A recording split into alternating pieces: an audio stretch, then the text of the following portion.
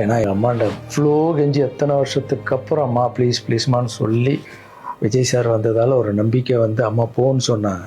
இந்த திருச்சி கிழக்கு தொகுதி ஸோ நிறைய பேர் இடத்துல பார்த்தீங்கன்னா திருச்சி தொகுதியில் லாரன்ஸ் மாஸ்டர் நிற்கிறாரு. நிறைய பேர் அண்ணா நீங்கள் வாங்கண்ணா, நீங்கள் வந்தால் நாங்கள் ஓட் போடுறோண்ணா, வெல்கம்ண்ணா இதெல்லாம் சொல்கிறீங்க. நான் ஷூட்டிங் போகிற இடத்துல நான் ஏதாவது ஆஃபீஸ் போனால் கூட வாங்க எம்எல்ஏ சார் திருச்சி தொகுதியில் நிற்கிறீங்களா, எல்லாருமே சந்தோஷமாக கூப்பிட்டீங்க, அன்பாக கூப்பிட்டீங்க. உங்கள் அன்புக்கு எல்லாருக்கும் நன்றி. பட் அது எது தர்மம்னு ஒன்று இருக்குல்ல, என் மனசில் இருக்குதான் நான் இன்றைக்கி சொல்லிடுறேன். நான் திருச்சி தொகுதியில் நான் வந்து நிற்கணுமா, இல்லை விஜய் சார் எப்போது ஹீரோ ஆனாரோ அப்போத்துலேருந்து ஒருத்தர் போஸ்ட் ஓட்டியிருப்பார்ல, அதுக்கப்புறம் அவர் அரசியல் ஸ்டார்ட் பண்ண அப்புறம் அந்த அரசியலுக்காக உழைச்சிருப்பாங்கல்ல, அவர் ஆரம்ப ஸ்டேஜ்லேருந்து வந்தவங்களாம் இருப்பாங்க, அவங்க வரணுமா நான் வரணுமா? விஜய் சார் வீட்டில் இன்னும் எத்தனை பேர் திருச்சிக்காக வெயிட் பண்ணிகிட்டு இருக்காங்களோ நம்மளுக்கு என்ன தெரியும்? அது விஜய் சார் டிசைட் பண்ணணும். விஜய் சார் யார் நிற்க வைக்கிறாங்களோ யார் வேணாலும் ஜெயிப்பாங்க. ஏன்னா விஜய் சார் முகத்துக்கு தானே ஓட்டு விடுது. ஸோ அந்த இடத்துல போய் நான் போய் நிற்கிறதுன்றது அது தர்மமே இல்லைல்ல. யாரோ ஒருத்தர் விதை போடுவாங்க, அங்கே செடி முளைக்கும், அதுக்கு வேலி கட்டுவாங்க, அதை பாதுகாப்பாங்க, ஒரு மரம் ஒன்று வரும், அந்த மரத்தில் ஒரு பழம் வரும், அந்த பழத்தை நான் எடுத்து சாப்பிட்ணுமா விதை போட்டவங்க சாப்பிட்ணுமா? ஒரு வேளை நம்ம போய் சேரணும்னா எப்படி தெரியுமா சேரணும்? ஃபஸ்ட்டு உறுப்பினராக போய் சேரணும். உறுப்பினராக சேர்ந்து அந்த கட்சிக்காக 3 வருஷம் உழைக்கணும், 4 வருஷம் உழைக்கணும். கட்சியுடைய எல்லா நலத்திட்டங்களையும் எத்தனை போய் வெளியே சொல்லணும். கடமையை செய் பலனை எதிர்பார்க்காதன்றது தான் என்னுடைய கோட்டை. உழைக்கணும். அப்புறம் கட்சி மேலிடம் பார்த்து சிஎம் பார்த்து நல்லா உழைக்கிறாங்க ஒரு போஸ்ட்டு கொடுத்தா அந்த போஸ்ட்டில் நம்ம இருந்து என்ன பண்ணணுமோ அதை பண்ணணும். அது தர்மம். நான் ஃபஸ்ட்டு என்னுடைய நிலைப்பாடை சொல்கிறேன். நான் எதுக்கு அரசியல் வந்திருக்கேன், ஏன் வந்திருக்கேன், யார் கூட போக போகிறேன் அப்படின்றத இன்ஃபார்ம் பண்ணுறேன். ஒரே ஒரு விஷயம் அவர்கிட்ட ஹெல்ப் கேட்க போகிறேன், எனக்காக இல்லை. எப்படி நம்ம ஹெல்ப் கேட்க போகிறேன்? கலைஞர் ஐயா இருந்தார், அவர் இருக்கும்போது நான் ஒரு சில குழந்தைங்கிட்ட ஆப்ரேஷனுக்கெல்லாம் ஹெல்ப் கேட்டேன், அவரும் பண்ணார். அதுக்கப்புறம் உதயநிதி ஸ்டாலின் சார் அவர்கிட்ட இப்போ தான் லேட்டஸ்ட்டாக ஒரு 2 மாதத்துக்கு முன்னாடி என்னுடைய மாற்றுத்திறனாளி பசங்க மல்லர் கம்பம் கற்றுக்கிட்டாங்க. மல்லர் கம்பம்னா ஒரு கட்டையை வச்சுட்டு அதுக்குள்ளே டான்ஸ் ஆடுறது கஷ்டப்பட்டு கற்றுக்கிட்டாங்க. அவங்களுக்கு ஷோஸ் எல்லாம் வேணும்னு அவர் நம்பர் என்கிட்ட இல்லை, கேட்டு வாங்கி ஒரு வீடியோ அனுப்பிவிட்டேன், அவ்வளோதான். அவர் என்ன பண்ணார்னா ஸ்டாலின் சார் சிஎம் சாருக்கு இதை அனுப்பி கேட்டு ஒரு வாரத்தில் சிஎம் சார் முன்னாடியே ஆட வச்சுட்டாங்க. ஸோ அவங்கெல்லாம் அப்படி பண்ணியிருக்காங்க. அப்புறம் அன்புமணி ராமதாஸ் சார் பண்ணியிருக்காரு. நிறைய குழந்தைங்க ஆப்ரேஷன், அவர் ஹெல்த் மினிஸ்டராக இருக்கும்போது, நீங்களே நடிகராக இருக்கும்போது நான் ஒரு குழந்தைய கூப்பிட்டு வந்தேன், நீங்களே உங்கள் சொந்த காசை போட்டு ஆப்ரேஷன் பண்ணி அந்த குழந்தைய காப்பாற்றி கொடுத்து. நடிகராக இருக்கும்போதே ஒரு குழந்தைய காப்பாற்றிங்க, இப்போ சிஎம் ஆகிட்டீங்க, தைரியமாக அந்த உரிமையோடு கேட்பேன். ஒரு 1000 குழந்தைங்க பண்ணு, 1000 என்ன நீங்கள் நினச்சா என்ன வேணால் பண்ணலாம் உங்கள் மினிஸ்டர்ஸ் கிட்ட சொல்லி. அது உரிமையோடு வந்து நான் போய் கேட்குறதில்ல, நியாயம் இருக்குது. அது சிஎம் பண்ணும்போது அதை வெளியே வந்து சிஎம் எனக்காக என் நண்பர் வந்து இத்தனை ஆப்ரேஷன் பண்ணார், இத்தனை குழந்தைங்க இந்த ஹெல்ப் பண்ணாருன்னு அப்போ பெருமையாக சொல்லிக்கலாம். நம்ம அதுக்குன்னு ஃபீல் பண்ணுறாதீங்க, அண்ணன் அரசியலுக்கு வரமாட்டார் போல். திருச்சி கிழக்கில் தான் நிற்கலன்னு சொன்னேன், அதுதான் தர்மம் இல்லைன்னு சொன்னேன், வேற எங்கேயும் நிற்கலன்னு சொல்லல.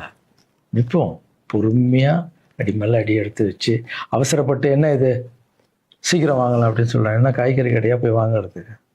இவ்வளோ நாள் நம்ம உழைச்சி காப்பாற்றி வச்ச பேரெல்லாம் ஒருத்தருக்கு போய் சரண்டர் பண்ணிவிட்டு அவங்களுக்காக உழைக்க போகிறோம்னா அங்கே நம்மளுக்கு சீட்டு வேணாம், எதுவும் வேணாம், மரியாதை. எங்கே நம்மளுக்கு மரியாதை நல்லா கிடைக்குதோ, யார் கூட போய் சேர்ந்தால் மக்களுக்கு நல்லது நடக்குமோ எல்லாம் திங்க் பண்ணி அழகாக பண்ணுவோம். ஏதோ ஈஸியாக கிடைக்குதுன்னு எம்எல்ஏ சீட்டில் வந்து உட்காந்துக்கிட்டு, இல்லை மினிஸ்டர் சீட்டில் உட்காந்துட்டு பதவி அனுபவிக்கிறதுக்காக வருவேன்னா, என் சுயநலத்துக்காக வரேன்னா, இல்லை மக்கள் பின்னாடி வந்து நிற்கிறேன்னா, மக்கள் பிரச்சனைக்காக நான் வரேன். மக்கள் பிரச்சனைக்கு வர்றது தானே இங்கே கரெக்டான ஒரு விஷயம். இப்போ ஏதோ ஆசைக்கு ஏதோ கூப்பிட்றாங்க, அப்போ நம்ம போயிட்டு பதவி அனுபவிக்கலான்றது தப்பு இல்லைங்க. அதுதான் என்கிட்ட ஆல்ரெடி இருக்கேன், நான் சந்தோஷமாக தானே இருக்கேன், என்கிட்ட எல்லாமே இருக்கேன். மக்கள் பிரச்சனைக்காக நம்ம வந்து எங்கே போகணும், யார் கூட போகணும், எப்படியாப்பட்ட அரசியலை கையில் எடுத்தால் மக்களுக்கு நல்லது நடக்கும்ன்றத நல்லா திங்க் பண்ணி பொறுமையாக நானே உங்களுக்கு இன்ஃபார்ம் பண்ணுறேன். 2 படம் போயிட்டு எவ்வளோ சீக்கிரம் சொல்ல முடியுமோ நான் உங்களுக்கு சொல்கிறேன். தேங்க்யூ. சர்வீஸ் இஸ் காட், மாற்றம் சேவையே கடும். பாய். எல்லாருக்கும் வணக்கம். இந்த வீடியோ பதிவு எதுக்குன்னா, ஒரு 2 முக்கியமான விஷயத்த உங்ககிட்ட தெளிவுபடுத்துறதுக்காக தான். ஒன்று வந்து இந்த திருச்சி கிழக்குன்னு போயிட்டு இருக்குல்ல, அதுக்காக. இன்னொன்று வந்து நான் ரீசெண்டாக அட்டன் பண்ண ப்ரெஸ் மீட்டில் ஒரு வார்த்தையை கான்ட்ரவர்சி ஆக்கிட்டாங்க. முதல்ல வந்து இந்த ப்ரெஸ் மீட்டை பற்றி பேசிடலாம். நான் ப்ரெஸ் மீட்டு கொடுத்துட்டு வந்துட்டேன். ஒரு விஷயத்த வந்து கான்ட்ரவர்சியாக மாற்றி அது வந்து தப்பாக 2-3 பேர் பேசுகிறேன்னொடனே நான் வந்து ட்வீட் போட்டுட்டேன். எழுத்துப்பூர்வமாக போட்டுட்டு, நான் ஏங்க மக்களை போய் அப்படி பேச போகிறேன், நான் ஏன் மக்களை போய் அப்படி நினைக்க போகிறேன், தெரு நாயிலேருந்து வீடு வரைக்கும் புரிதலை பற்றி பேசணும்னு நினச்சேன்.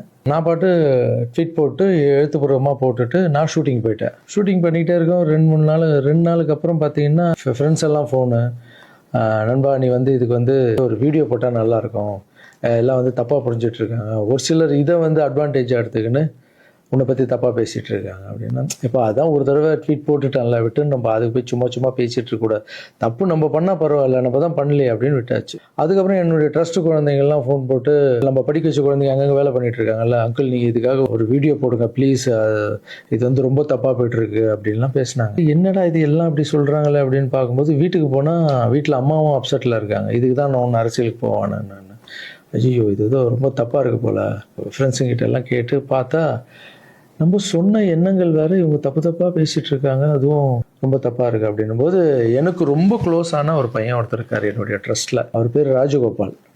அவர் ஒரே ஃபோனில், அங்கிள் நீங்கள் இதுக்கு ஒரு ட்வீட் போட்டு ஆகணும், நீங்கள் அந்த ராஜகோபால் யாருன்னு நான் உங்களுக்கு இன்ட்ரடியூஸ் பண்ண போகிறேன். இது வரைக்கும் நான் வந்து பசங்களை டான்ஸ் ஆட வைக்கிறாருன்னு மேலோட்டமாக பார்த்துருக்கீங்க, பசங்களை படிக்க வச்சுருக்காங்கன்னு மேலோட்டமாக பார்த்துருக்கீங்க, அவங்க ஹாப்பியாக இருக்காங்க, இவங்க டான்ஸ் ஆடுறாங்க, இவங்களை படிக்க வைக்கிறாங்க, மாஸ்டர் பர்த்டே கேக் வெட்டுறாரு, இது மட்டும் தானே பார்த்துருக்கீங்க.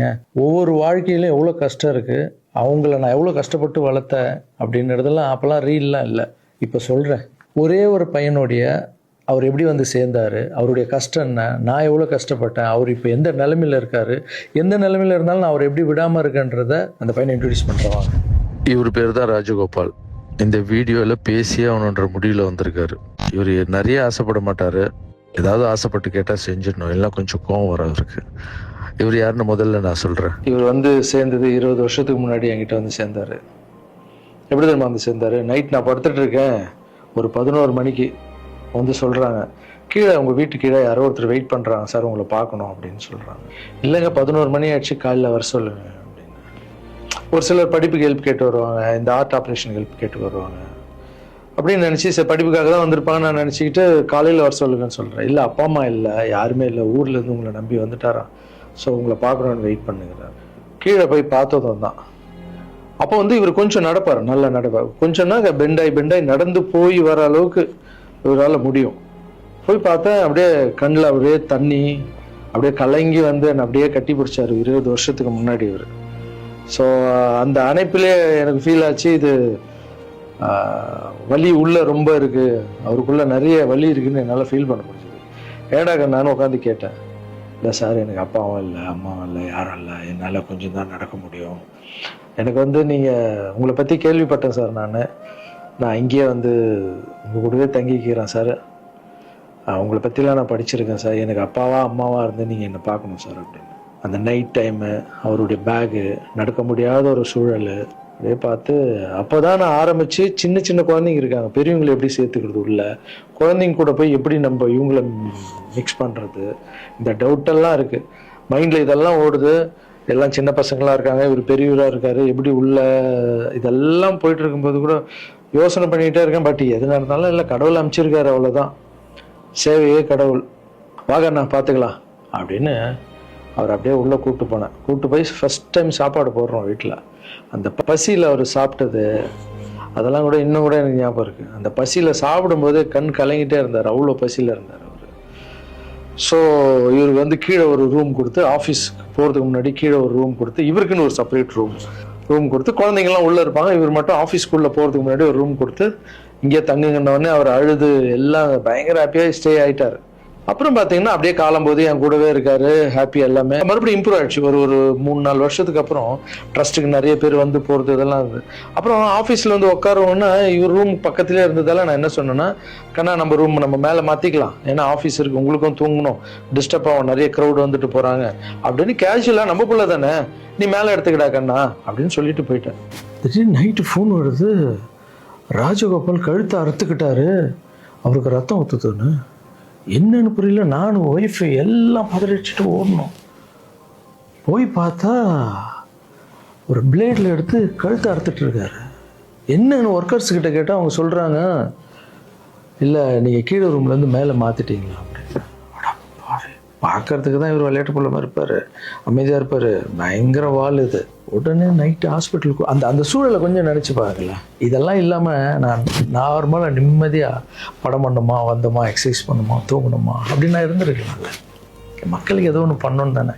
இந்த ஒரு பையனுக்கே எப்படி நைட்டெல்லாம் போய் ஹாஸ்பிட்டலில் உட்காந்து அவருக்கு என்ன ஆகுமோ ஏது ஆகும்னு பயந்து அதுக்கப்புறம் கூப்பிட்டு வந்து எதுவும் ஆகலன்னு கண்ணா இப்படி பண்ணாதுன்னா அதுக்கப்புறம் தான் அவரே புரிஞ்சுக்கிட்டார்.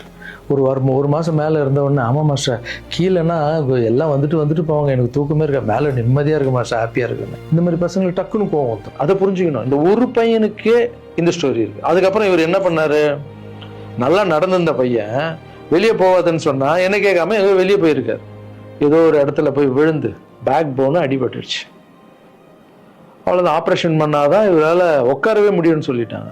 சரி, ஒரு ஹாஸ்பிட்டல் நான் டிசைட் பண்ணி ஆப்ரேஷன் போனாலும் நான் இந்த ஹாஸ்பிட்டல்லாம் ஆப்ரேஷன் பண்ணிக்க மாட்டேன், நான் காவேரி ஹாஸ்பிட்டலில் தான் ஆப்ரேஷன் பண்ணிக்கன்னு சொன்னார் அவர்.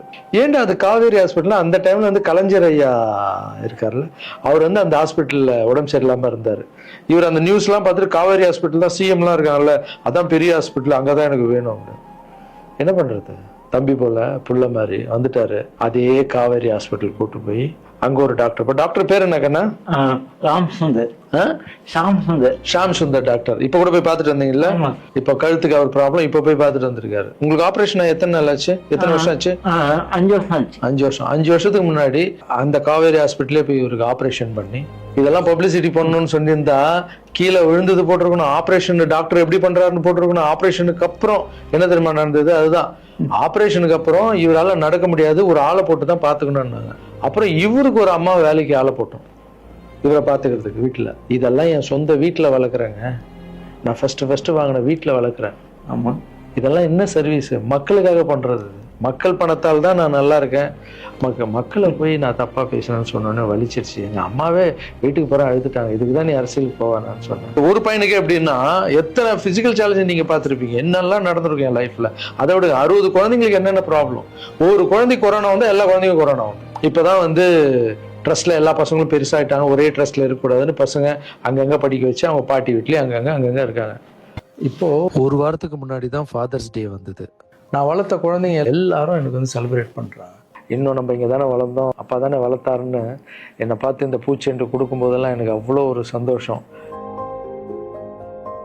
அதனுடைய அன்பு பார்த்தீங்கல்ல, யாருக்காவது கிடைக்குமா? ஸோ இதெல்லாம் மக்களுக்கு மேலே வச்சுட்டு இருக்க அன்பு மட்டும்தான். நீ பேசணுமா? என்ன பேச போற? அதான் நான் அங்கிள் சொல்லிட்டேன் உன்னை பத்தி எல்லாமே. நான் உண்மையா சொன்னேன். சரி சொல்லு. இது வந்து யார் நம்ப மாட்டாங்க. இப்ப நான் வந்து பாதிக்கப்படுவேன். சரி சொல்லு. நீங்க எப்படி பாத்துட்டீங்கன்னா அந்த கடவுளுக்கும் எங்க அம்மாவுக்கு தான் தெரியும். இது நான் வந்து மக்கள் மாதிரி உங்களுக்கு நான் உண்மையா சொல்றேன். நான் கும்பல அனைத்து கடவுள் மேலானே என்னை பெற்ற அம்மா மேலானே சொல்றேன். இந்த பின்னாடி நிற்காங்கல்ல, இவர் எங்க சார் மட்டும் இல்லை, எனக்கு அம்மா அப்பா எல்லாமே இவருதான். எங்க அப்பா பெரிய கோடீஸ்வரர் அப்படின்னு என்னை வந்து நான் இப்படி பிறந்துட்டேன் அப்படின்னு எங்க அம்மா என்னையும் அனாதையை விட்டுட்டாரு. எங்க அம்மா என்னை விட்டு போனதுக்கப்புறம் இந்த உலகத்துல எப்படி வாழ போறோம் அப்படின்னு ரொம்ப தயக்கமா இருக்கு. இது நீ ஃபீல் பண்ண கூடாதுன்னு நான் பேசினேன். இங்கெல்லாம் அதெல்லாம் இருக்கக்கூடாது, புரியுதா? இல்ல ஆமா, இதெல்லாம் அழக்கூடாது. நீ ஸ்டாப் பண்ணி பேச வேணாம், நீ பேச வேணாம். இல்ல நான் பேசாம உனக்கு அடைக்கண்டா, தொண்டை அடிச்சுன்னா பிரச்சனை வரும். என் உயிரை போனாலும் பரவாயில்ல, என்ன என் உயிருக்கு கொடுத்து நீங்க இப்போ எங்க அம்மா எங்க எப்படி 10 மாசம் சுமந்து பெற்றாங்களோ அது மாதிரி இப்ப நான் உயிரோட உங்க முன்னாடி இருக்கேன்னா இந்த இவரு கொடுத்த தைரியமும் இவரு கொடுத்த 10 லட்ச ரூபா செலவு பண்ணி தான் நான் இப்போ உட்காந்துருக்கேன். இன்னொரு தகுதிக்கு அவ்வளவு கூடிய ஹாஸ்பிட்டல் நான் போய் ஆப்ரேஷன் பண்ணது கனவுக்குள்ள நினைக்க முடியாது. ஒருத்தங்க ஹாஸ்பிட்டல் போய் சேர்க்கும் போது அவங்க சொந்த பண்ணோம் எல்லாரும் வந்து பார்ப்பாங்க. ஆனா என்னையாரும் வந்து பார்க்கறதுக்கு ஆள் கிடையாது. ஆனா என் மாஸ்டர் அந்த ஒரு கொலை கூட தெரியாம டெய்லி வந்து பார்ப்பாரு. போதும் உங்க பேர் ஆல்ரெடி கழுத்து வலியில இருக்க, ரொம்ப பேச எமோஷனலா உங்க கிட்ட போய் சொல்றது இந்த உலகத்துக்கு நான் வந்து நீங்க எப்படி சொல்லி நான் போனா கூட பரவாயில்ல. ஏன்னா உங்க எல்லாரையும் தப்பா பேசுறேன், எனக்கு ரொம்ப கஷ்டமா இருக்கு. சரி அதெல்லாம் புரிஞ்சுப்பாங்க கண்ணா, அதெல்லாம் மக்கள் தப்பா பேசல, தப்பா பேசுற மாதிரி பண்றாங்க. நான் சொந்த வீட்டை கூட எங்களுக்காக கொடுத்துட்டு ஒரு வாழை வீட்டில் போயிருந்தாரு. இந்த காலத்தில் அப்படி யாருங்க செய்வா? இந்த ஒரு பையனுடைய வாழ்க்கையில எவ்வளோ கஷ்டங்க. எத்தனை குழந்தைங்க வளர்த்துருப்பேன், எவ்வளோ கஷ்டத்தை பார்த்துருப்பேன். எனக்கு ஒன்றே ஒன்று பண்ணுங்க, எங்கள் அண்ணன் தப்பாக பேசியிருக்க மாட்டார். யார் என்ன தான் சொன்னாலும் அவர் இதை பண்ணியிருக்க மாட்டார்ன்ற சப்போர்ட் மட்டும் எனக்கு போதும். ஏன்னா எங்கள் அம்மாண்ட இவ்வளோ கெஞ்சி எத்தனை வருஷத்துக்கு அப்புறம் அம்மா ப்ளீஸ் ப்ளீஸ்மான்னு சொல்லி விஜய் சார் வந்ததால் ஒரு நம்பிக்கை வந்து அம்மா போன்னு சொன்னாங்க. இப்போது இந்த விஷயம் எப்போ ஸ்டார்ட் ஆச்சோ இந்த கான்ட்ரவர்சி, அப்போத்துலேருந்து அம்மா மறுபடியும் பார்த்தியா நான் இதான் சொன்னார். ஏன்னா அம்மாவுக்கு 70 வயசு ஆகிடுச்சுப்பா, அவங்க சொல்லி புரிய வைக்க முடியாது. அம்மா ஒரு சிலர் தான் வீடியோ போடுறான், பொதுமக்களுக்கு ஒன்றுமே இல்லை, நம்ப மாட்டாங்கம்மான்னு சொன்னால் கூட அவங்களுக்கு ஒரு மாதிரி இருக்கும். வயசானவங்க அவங்க போய் எதுவும் பேச முடியாது. ஏன்னா நிறைய பேர் நான் பார்க்குறேன், இன்னும் எல்லாத்துக்கும் அம்மா அம்மா அம்மா அம்மான்னு. அம்மா தானே சார் எனக்கு.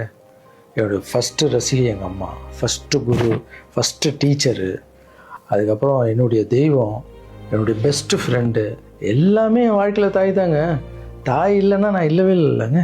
நான் மட்டும் இல்லைங்க, இந்த உலகத்தில் யாருமே இல்லை. என் தாயுடைய ஆசீர்வாதம்லாம் நான் வந்து இருக்க முடியாது.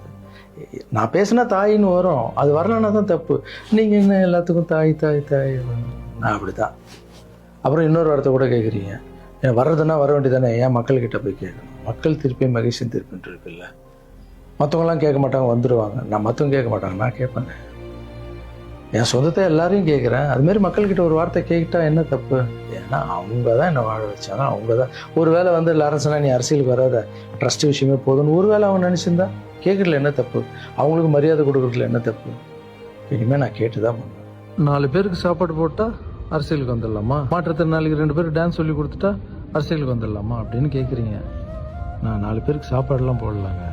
பார்த்தீங்கல்ல, ஒருத்தருடைய லைஃபையே வளர்த்து எடுக்கிறாங்க. ரொம்ப கஷ்டம். எல்லாரும் அரசியலுக்கு நான் வந்த அப்புறம் இதை பண்ணுறேன் அதை பண்ணுறேன்னு சொல்லுவாங்க. ஆனால் நான் பண்ணிட்டு வரேன்னு சொல்கிறேன். இன்னும் வரேன்னு கூட சொல்லல. அதுக்குள்ளே அப்படி பேசாதீங்க. 4 பேருக்கு சாப்பாடு போட்டு அரசியலுக்கு வந்துடுறேன். நான் என்னுடைய கஷ்டம் ரொம்ப பெரிய கஷ்டங்க. ரொம்ப வலி இருக்குது எனக்குள்ள. நான் நிஜமாக உழைச்சிருக்கேன்.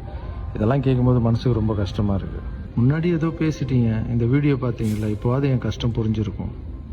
இனிமேல் அப்படி யாரும் தப்பாக பேசாதீங்க. இந்த திருச்சி கிழக்கு தொகுதி, ஸோ நிறைய பேர் இடத்துல பார்த்தீங்கன்னா திருச்சி தொகுதியில் லாரன்ஸ் மாஸ்டர் நிற்கிறாரு. நிறைய பேர் அண்ணா நீங்கள் வாங்கண்ணா, நீங்கள் வந்தால் நாங்கள் ஓட் போடுறோண்ணா, வெல்கம்ண்ணா, இதெல்லாம் சொல்கிறீங்க. நான் ஷூட்டிங் போகிற இடத்துல நான் ஏதாவது ஆஃபீஸ் போனால் கூட வாங்க எம்எல்ஏ சார் திருச்சி தொகுதியில் நிற்கிறீங்களா, எல்லாருமே சந்தோஷமாக கூப்பிட்டீங்க, அன்பாக கூப்பிட்டீங்க. உங்கள் அன்புக்கு எல்லாருக்கும் நன்றி. பட் அது எது தர்மம்னு ஒன்று இருக்குல்ல, என் மனசில் இருக்குதான் நான் இன்றைக்கி சொல்லிடுறேன். நான் திருச்சி தொகுதியில் நான் வந்து நிற்கணுமா?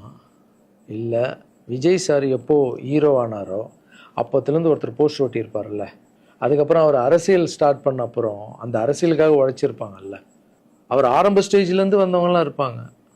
அவங்க வரணுமா, நான் வரணுமா? விஜய் சார் வீட்டில் இன்னும் எத்தனை பேர் திருச்சிக்காக வெயிட் பண்ணிகிட்டு இருக்காங்களோ நம்மளுக்கு என்ன தெரியும்? அது விஜய் சார் டிசைட் பண்ணணும். விஜய் சார் யார் நிற்க வைக்கிறாங்களோ யார் வேணாலும் ஜெயிப்பாங்க. ஏன்னா விஜய் சார் முகத்துக்கு தானே ஓட்டு விடுது. ஸோ அந்த இடத்துல போய் நான் போய் நிற்கிறதுன்றது அது தர்மமே இல்லைல்ல. யாரோ ஒருத்தர் விதை போடுவாங்க, அங்கே செடி முளைக்கும், அதுக்கு வேலி கட்டுவாங்க, அதை பாதுகாப்பாங்க. ஒரு மரம் ஒன்று வரும், அந்த மரத்தில் ஒரு பழம் வரும். அந்த பழத்தை நான் எடுத்து சாப்பிட்ணுமா, விதை போட்டவங்க சாப்பிட்ணுமா? ஒரு வேளை நம்ம போய் சேரணும்னா எப்படி நம்ம சேரணும்? ஃபஸ்ட்டு உறுப்பினராக போய் சேரணும். உறுப்பினராக சேர்ந்து அந்த கட்சிக்காக 3 வருஷம் உழைக்கணும், 4 வருஷம் உழைக்கணும். கட்சியுடைய எல்லா நலத்திட்டங்களையும் எத்தனை போய் வெளியே சொல்லணும். கடமையை செய், பலனை எதிர்பார்க்காதன்றது தான் என்னுடைய கோட்டை. உழைக்கணும். அப்புறம் கட்சி மேலிடம் பார்த்து, சிஎம் பார்த்து நல்லா உழைக்கிறாங்க ஒரு போஸ்ட்டு கொடுத்தா அந்த போஸ்ட்டில் நம்ம இருந்து என்ன பண்ணணுமோ அதை பண்ணணும். அது தர்மம். நான் ஃபஸ்ட்டு என்னுடைய நிலைப்பாடை சொல்கிறேன். நான் எதுக்கு அரசியல் வந்திருக்கேன், ஏன் வந்திருக்கேன், யார் கூட போக போகிறேன் அப்படின்றத இன்ஃபார்ம் பண்ணுறேன். ஒரே ஒரு விஷயம் அவர்கிட்ட ஹெல்ப் கேட்க போகிறேன், எனக்காக இல்லை. எப்படி நம்ம ஹெல்ப் கேட்க போகிறேன்? கலைஞர் ஐயா இருந்தார், அவர் இருக்கும்போது நான் ஒரு சில குழந்தைங்கிட்ட ஆப்ரேஷனுக்கெல்லாம் ஹெல்ப் கேட்டேன், அவரும் பண்ணார். அதுக்கப்புறம் உதயநிதி ஸ்டாலின் சார், அவர்கிட்ட இப்போ தான் லேட்டஸ்ட்டாக ஒரு 2 மாதத்துக்கு முன்னாடி என்னுடைய மாற்றுத்திறனாளி பசங்க மல்லர் கம்பம் கற்றுக்கிட்டாங்க. மல்லர் கம்பம்னா ஒரு கட்டையை வச்சுட்டு அதுக்குள்ளே டான்ஸ் ஆடுறது கஷ்டப்பட்டு கற்றுக்கிட்டாங்க. அவங்களுக்கு ஷோஸ் எல்லாம் வேணும்னு அவர் நம்பர் என்கிட்ட இல்லை, கேட்டு வாங்கி ஒரு வீடியோ அனுப்பிவிட்டேன், அவ்வளோதான். அவர் என்ன பண்ணார்னா ஸ்டாலின் சார் சிஎம் சாருக்கு இதை அனுப்பி கேட்டு 1 வாரத்தில் சிஎம் சார் முன்னாடி ஆட வச்சுட்டாங்க. ஸோ அவங்கெல்லாம் அப்படி பண்ணியிருக்காங்க. அப்புறம் அன்புமணி ராமதாஸ் சார் பண்ணியிருக்காரு. நிறைய குழந்தைங்க ஆப்ரேஷன், அவர் ஹெல்த் மினிஸ்டராக இருக்கும்போது, நீங்களே நடிகராக இருக்கும்போது நான் ஒரு குழந்தைய கூப்பிட்டு வந்தேன், நீங்களே உங்கள் சொந்த காசை போட்டு ஆப்ரேஷன் பண்ணி அந்த குழந்தையை காப்பாற்றி கொடு. நடிகராக இருக்கும்போதே ஒரு குழந்தையை காப்பாற்றிங்க, இப்போ சிஎம் ஆகிட்டீங்க, தைரியமாக அந்த உரிமையோடு கேட்பேன், ஒரு 1000 குழந்தைக்கு பண்ணு. 1000 என்ன, நீங்கள் நினச்சா என்ன வேணால் பண்ணலாம் உங்கள் மினிஸ்டர்ஸ் கிட்ட சொல்லி. அது உரிமையோடு வந்து நான் போய் கேட்குறதில்ல, நியாயம் இருக்குது.